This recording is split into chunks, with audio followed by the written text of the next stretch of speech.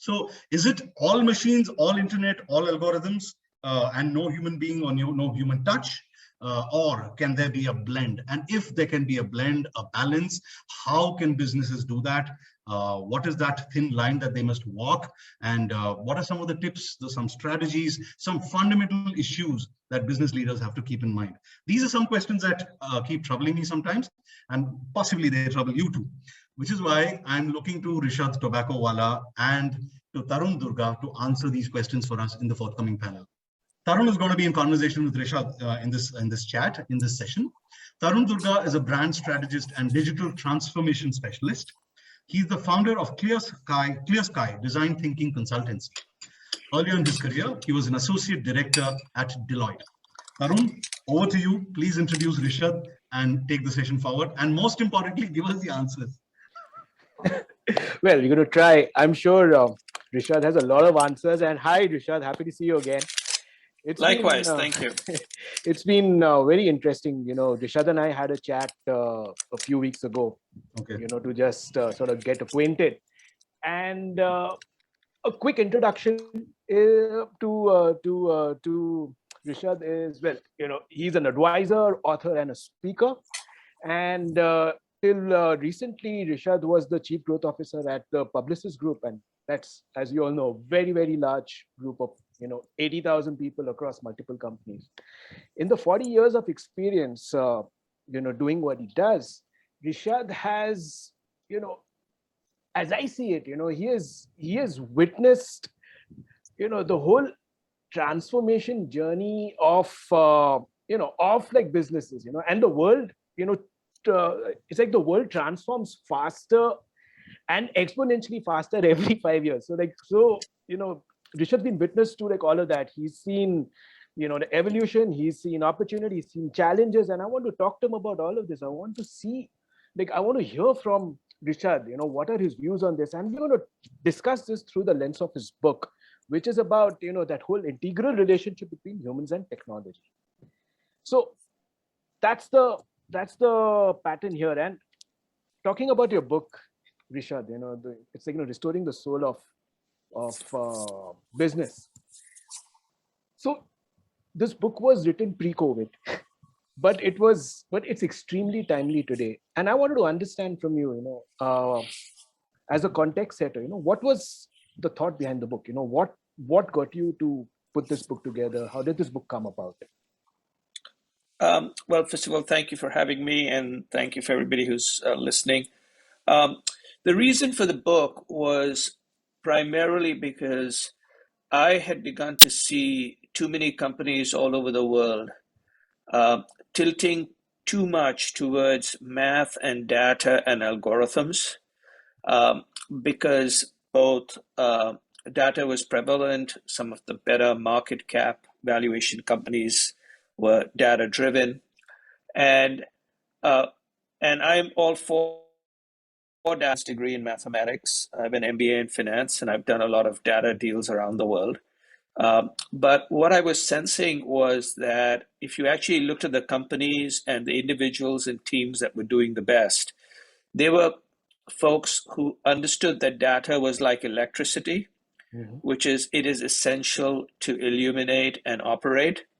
But just like very few people and very few companies differentiate themselves on how they use it, that it was not enough to provide a competitive advantage. And often what would happen is, because you were very data driven, like a Wells Fargo Bank or a United Airlines, you would either open accounts because that's how people got compensated, or cut costs because that's what you could measure. And those companies did badly relative to other companies on three key criteria. Criteria number one was customer satisfaction. Criteria number two was employee turnover. And criteria number three was stock market valuation. So I could show that companies that were only focused on data did worse than companies who combined what I call the spreadsheet and the story. So the spreadsheet is the data and math of a company. The story is the culture and the people of the company. And the very same company, like Microsoft, 10 years before Satya Nadella, were a data-driven insular company. After Satya Nadella, they were a learning-oriented, much more cultural and future-forward company. Their stock price went up 5 times in 5 years and went nowhere in 10 years. So I proved with data to data-driven people that if you do not combine the spreadsheet and the story, the data of your business won't be very good. No, and that's like very interesting because, you know, as a, you know, in the whole like digital transformation space, there are two kinds of people who I've come across, right? And it's a binary world, you know, from my filter, where you've got the folks who say that, data trumps humans, and then you got the guys who say that no, but you need that human ingenuity, you need the human connection. But there needs to be a bridge between the two. Yes. Well, the reality, it's not, it has to be a balance. There is a balance. And the same person who basically says that it's all about the math without talking about the meaning, I said, who gives the meaning to the math? Correct. Okay. If the machine gives the meaning to the math, then there is no reason for you to have a job. Why do you exist? If you don't add any value, get the hell out. AI is basically proceeding at doubling its capabilities every 6 to 9 months. So the reality of it is, if this is all about math, then you should not have a job. The second is, if it's all about math, explain to me why, if you have a car, you drive anything excepting a Maruti. Why do you wear a watch? Why do you have children? None of those make sense on an ROI basis. If you buy an expensive car, expensive watch, right? You have children. Think of the last 10 decisions you made. 7 of them were primarily driven by emotion with data supporting it, and 3 were primarily driven by data with emotion supporting it. So if you look around you, your life, everybody around you is not only data driven. So anybody who says it's all about data driven, my stuff is, you don't understand data, you're hiding behind something. Correct. Right? And so what has happened is that has resonated amazingly well around the world. And it also happens that because my book was about the importance of combining technology and people, I had anticipated things that have happened today because I was seeing where technology was going. And because of COVID, a lot of technology usage accelerated. So my book became even more relevant. So my book sold really well prior to COVID, and has sold even better post-COVID. Okay, which is pretty formidable, especially because every chapter can be read in any order, right? So I have a chapter, for instance, obviously on how to extract meaning from math, but I have a chapter on how do you manage distributed workforces, right? When people are working from home, which is some of the topic. And then recently, building on that, I've been writing this free thought letter on Substack, which you are a subscriber to, which is free, and it's at rishad.substack.com. That's rishad.substack.com, which now is read by about 40,000 people a week. Okay. And it's 6 minutes of reading, including, for instance, most recently I wrote about why The Office is never coming back. Correct. Okay. Which a lot of people cannot get their minds around. My whole stuff is no company starting today, unless you were in the dentistry business, right, or other businesses, would start a company built around an office. Yes, an office has a role for training, for a lot of other things, but building it makes no sense. So to a great extent, going back to 2019 tells me you have no imagination, because all that was happening is, even if there was no COVID, a 5 days working in an office in a global interconnected world, when you're trying to basically get diverse world-class talent, makes zero sense. Post-COVID, where everywhere around the world, with the exception of maybe China and a couple of other countries, people have been working from home for 18 to 24 months. The likelihood of them going back, like cows, back into their stalls and doing what their bosses tell them is zero. Right? Especially among younger and other people. And that's what I've been advising boards, which they understand, right? You can see that even in the US, where people are having major difficulties getting people back to work. And yes, there are things where you have to train. There's a lot of stuff that needs to be done. But no one says that someone has to be 5 days in the office. In fact, most of the things that people talk about being in the office for, we never used to do in the office, right? Brainstorming was done at offsites. Networking was done at events and at restaurants and bars. So the reality of it is, do not mistake the importance for some physical interaction with the need to be at the office. Right. Those two things should not be conflated. Right. So, there's an interesting thought here, right? So, one of the topics, I think even you've spoken about it, is the Great Recession. You've sort of written about it, I think.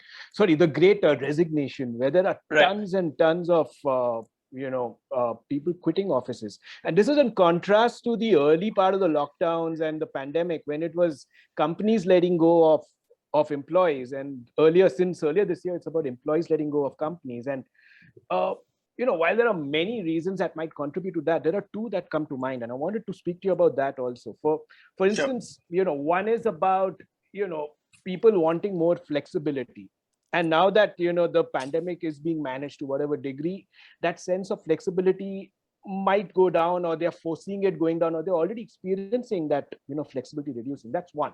The second is the fact that they're looking for a sense of meaning, and maybe the human connection in a physical workspace contributed to the sense of meaning, but can it be replicated online? Can it be replicated remotely? I mean, I just wanted to know your thoughts on this, Rishad.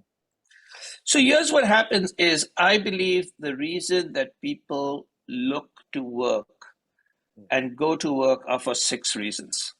Okay. And every company has to find some way to, at any given time, at least feed 4 of those 6. It's very hard to feed all 6 all the time. Okay. So there are 3 reasons why people join a company or work. One is money, one is fame, and one is power. For younger people, money is money, fame might be recognition, and power might be autonomy. So pay me, recognize my work, and give me some freedom and don't micromanage me. Correct. The reason people stay in a company is number 4, 5, and 6. They feel connected to other people in their company and to their clients. Number 5 is purpose and values, to your point. And number 6 is growth. Can they grow themselves and grow their skills? Those are the 6. I would like to put forth the hypothesis that none of those 6 require you to be in an office.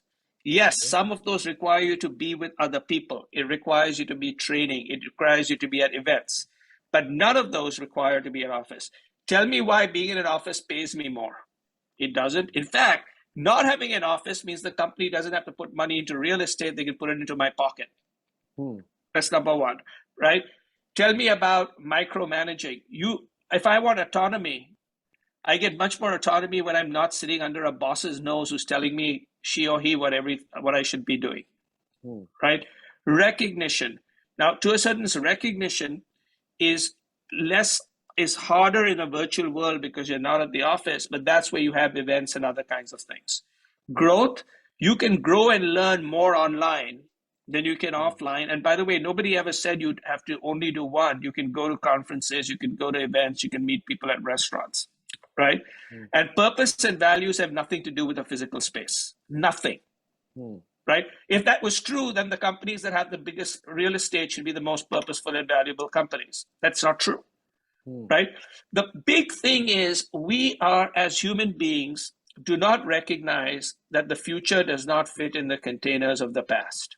We keep trying to put stuff in the containers of the past.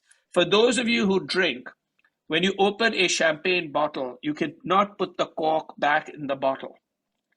When a mind expands, it doesn't go back into its old form. When someone has seen Paris, they're not going to go back to the village. Okay. And this is the entire thing, which is most of the conversation and stuff that is happening is management. And most managers have stopped being agile and flexible in their mindset. And I build a case where I don't understand why this is happening, and then I figured it out. Because if you are a manager, think about what this is doing to you. If you worked for many years and you are a manager, you have earned the right to oversee people. you have earned the right to keep people waiting outside your big office. You have earned the right to have people reporting to you. You no longer have a big office. You are a dial on a Zoom like everybody else. People aren't going to wait outside your Zoom thing for more than 10 to 15 minutes. Correct. People are going to basically say, what exactly do you do? We don't need you to micromanage us. A leader is not the same as a manager.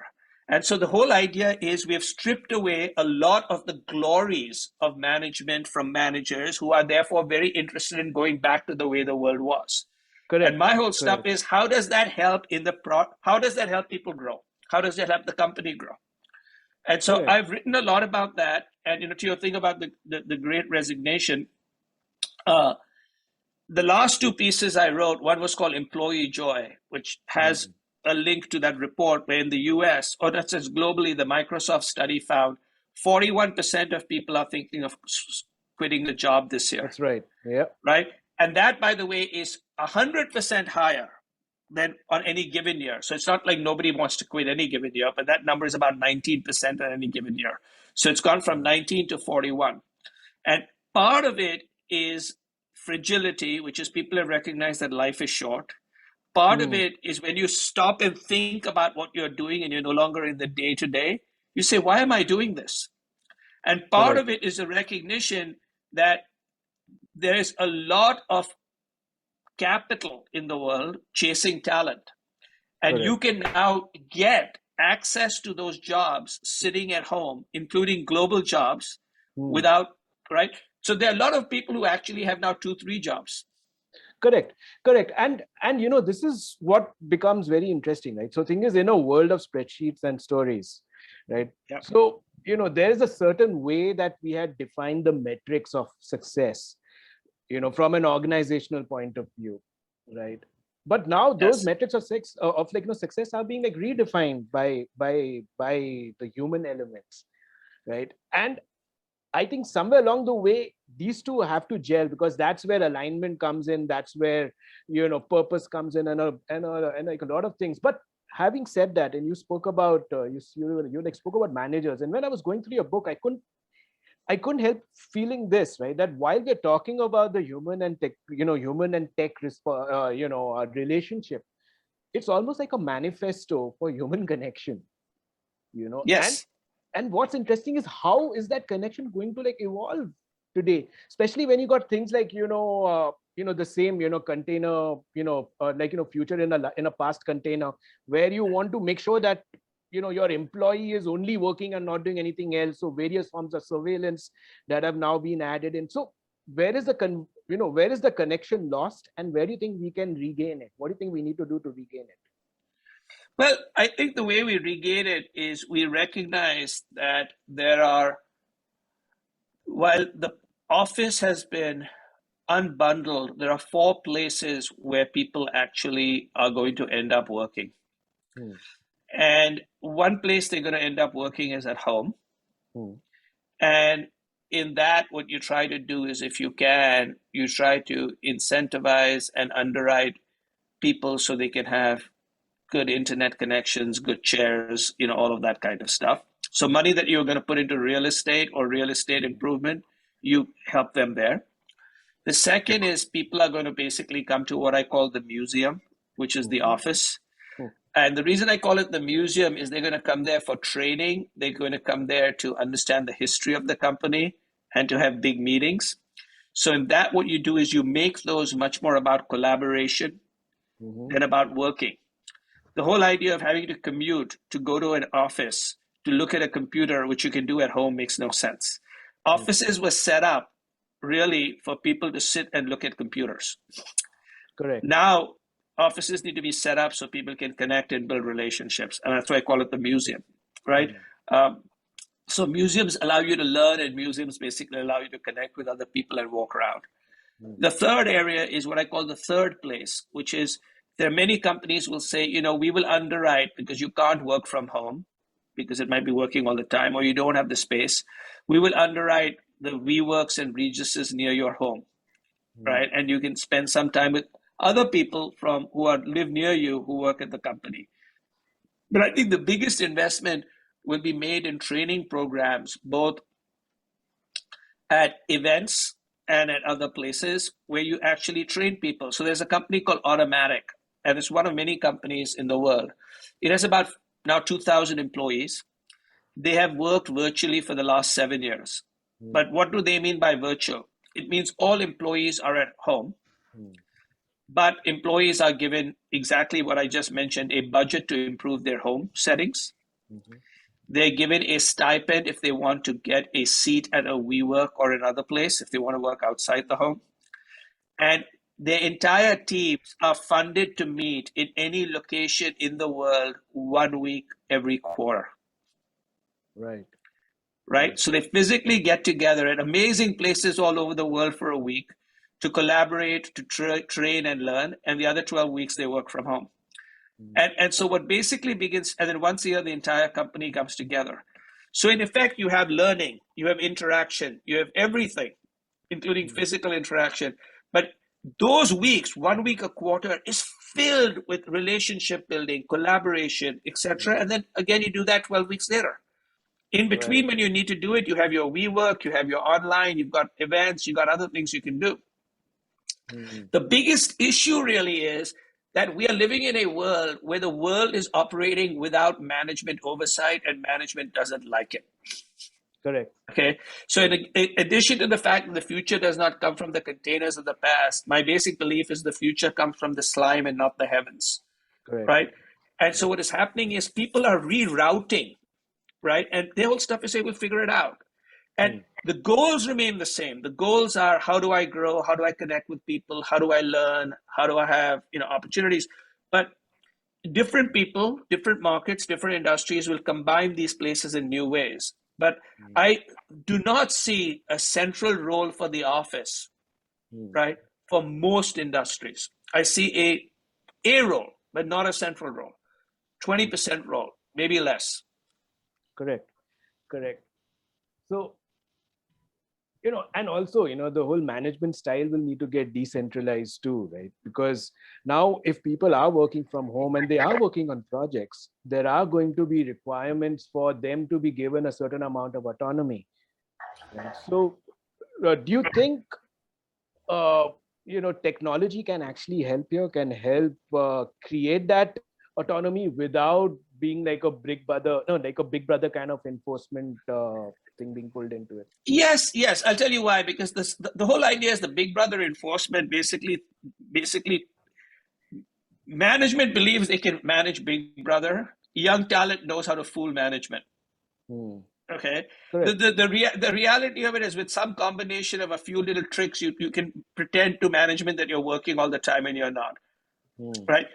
I truly basically believe if you want to actually monitor somebody, the best way to do it is with a 5-letter word and not with technology. Okay. And that 5-letter word is called trust. Okay. You tell somebody, I trust you. We've got work to do. This is what we need to get done. And then let them be trusted. The more you monitor someone, the more they will basically hate you and go look for another job. And your best talent, the ones who can get the best jobs, will the ones who leave. Right? And this is the thing that I'm trying to get. In fact, like this week, I've been in 4 cities. It's all in the United States. I'm traveling again, right?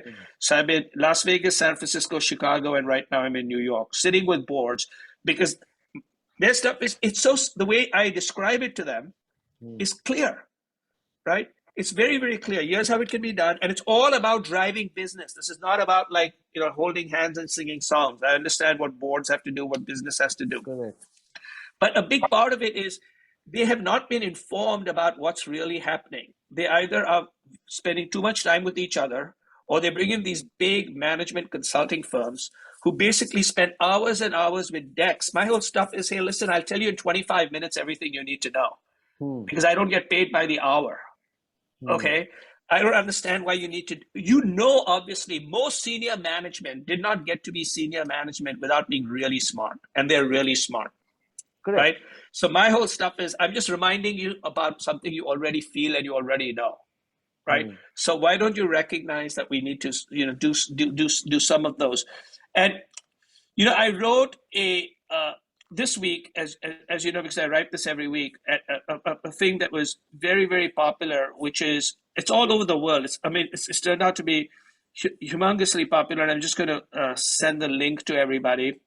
And it's basically how to remain relevant in today's modern marketplace, in workplace, right? What you're supposed to basically do. And if you click on that, you'll see that. And then you can also look at all the previous things about employee joy and a whole bunch of other stuff, including, by the way, why you should not spend more than 9 slides in a presentation. Correct. I've seen that. I've seen that. The 9 slides in a presentation CEOs are sending to everybody, right? Because my stuff is, why do you need, if you got something, why do you need so many slides? Can you have a conversation? See, we talk about the importance of collaboration and people, but then we hide behind slides. We hide behind PowerPoint decks. So my whole stuff is, you are saying something, but you're doing exactly the opposite, and you're blaming technology. It's nothing to do with technology. It's the human part of it, right? So the big part of why my book and my talks are resonating is because I understand technology very well. I've been a leader in it. I understand data very well, but I also understand humanity very well. And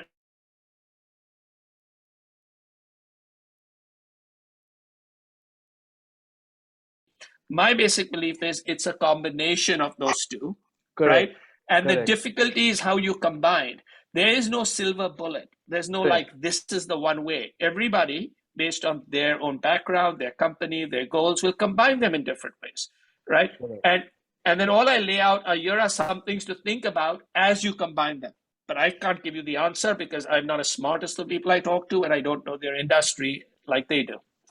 Correct. And talking of knowing, I think the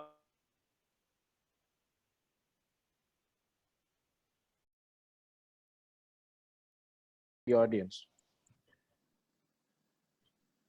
So I'm seeing one question here. So the audience can put it in the chat box. There is one question that's already come in. Tarun, you could possibly take that now. Yes. So I see a question here, Rishad. The question by this person is that, what will happen, on like educational campuses?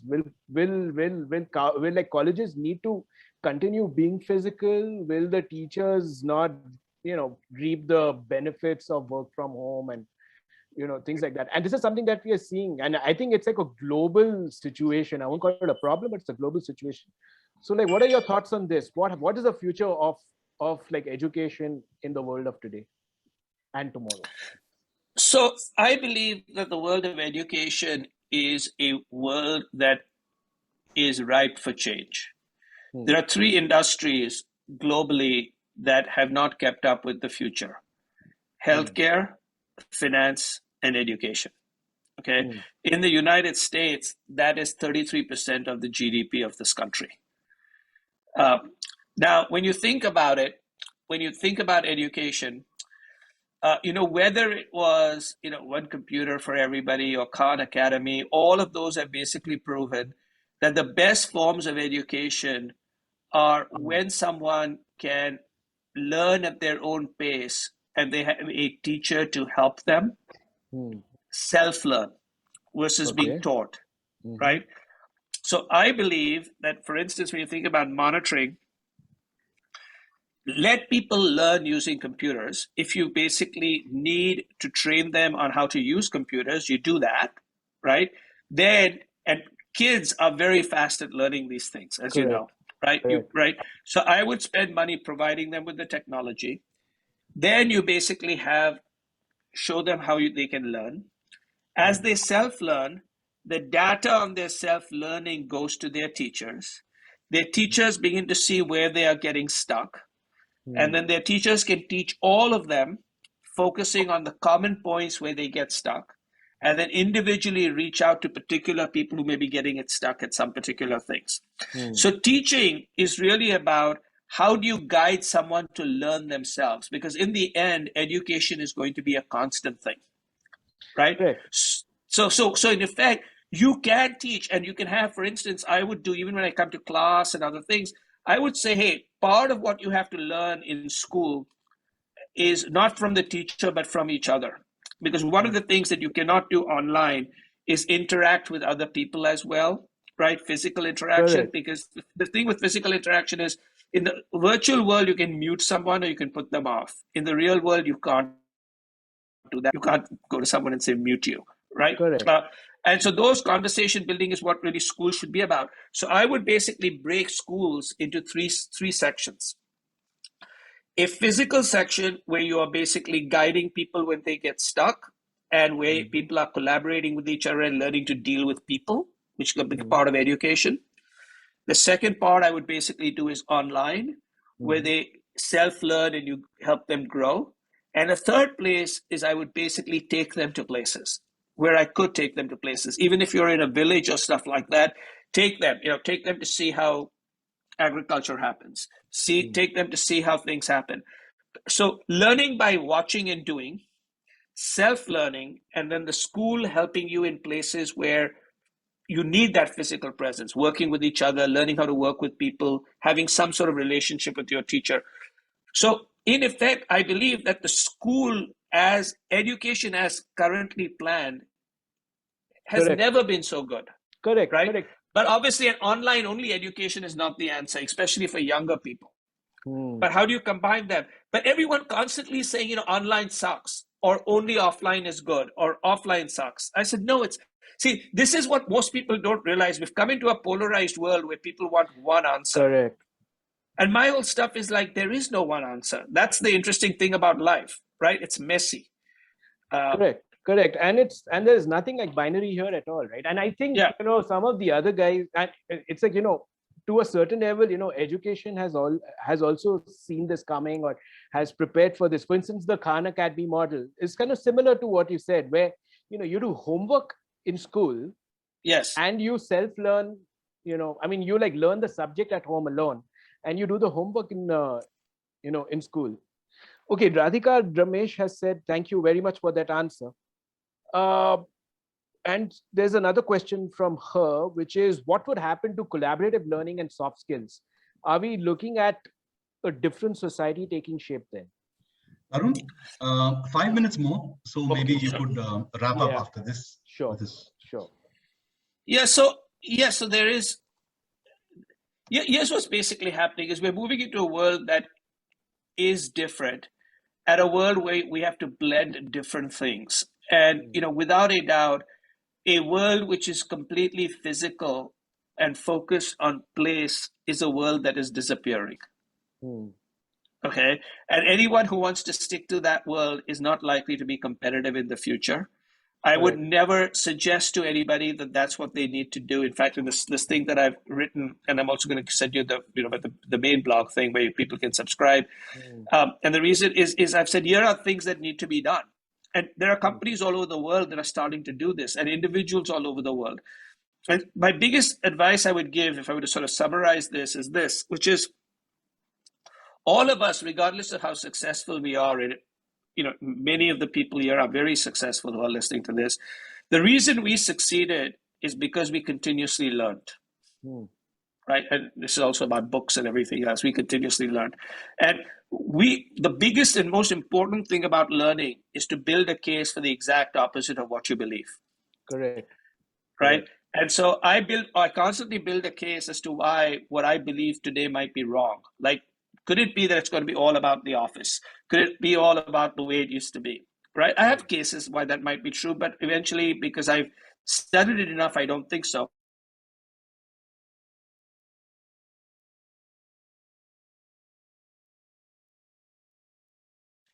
It's just that the headlines and the news makes it look really scary. Correct.